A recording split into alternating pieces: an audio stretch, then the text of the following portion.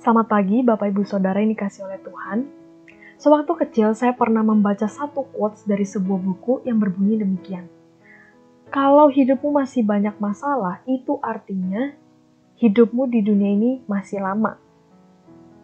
Waktu itu saya hanya tertawa, karena menurut saya cerita di balik quotes itu sangat lucu. Tetapi semakin dewasa, saya semakin sadar kalau quotes itu ada benarnya. Apalagi ketika kita sedang mengalami ketidakadilan dalam hidup. Rasanya menyebalkan bukan? Ketika kita terlibat dengan satu masalah, padahal itu bukan salah kita, tetapi kita tidak bisa melakukan apa-apa untuk membela diri kita. Namun dalam Hosea 1 ayat 2-9 kita dapat belajar bahwa melalui kehidupan kita yang terlihat tidak adil, Allah telah menunjukkan kasih setianya kepada kita. Jika kita berbicara soal ketidakadilan hidup, rasanya kita tidak akan bisa sabar seperti Hosea yang diperintahkan Allah untuk menikahi perempuan sundal yaitu Gomer. Bahkan Allah memerintahkan Hosea untuk memiliki keturunan dengan Gomer. Pernikahannya pun tidak semulus itu. Bahkan Gomer memiliki anak dengan orang lain ketika statusnya masih menjadi istri Hosea. Meskipun demikian, Hosea tidak meninggalkan dan menceraikan Gomer. Melainkan Hosea tetap setia kepada Gomer.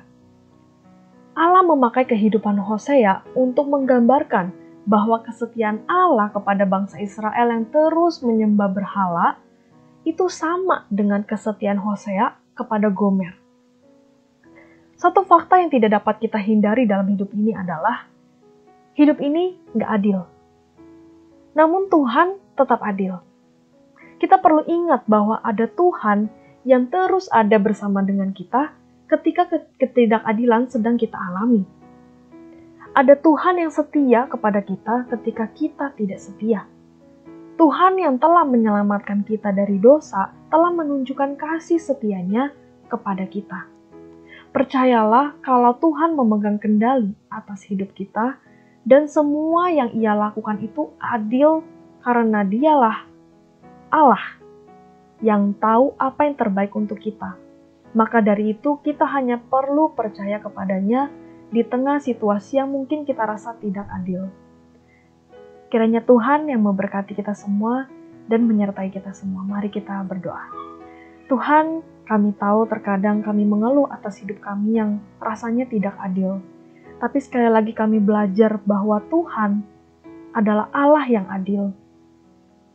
Tuhan akan ada terus bersama dengan kami meskipun di situasi yang tidak adil. Kiranya Tuhan yang terus memberikan kami kekuatan supaya dalam situasi yang tidak memungkinkan pun kami dapat percaya kepada Allah. Terima kasih Tuhan Yesus, hanya di dalam nama-Mu kami berdoa dan mengucap syukur. Amin.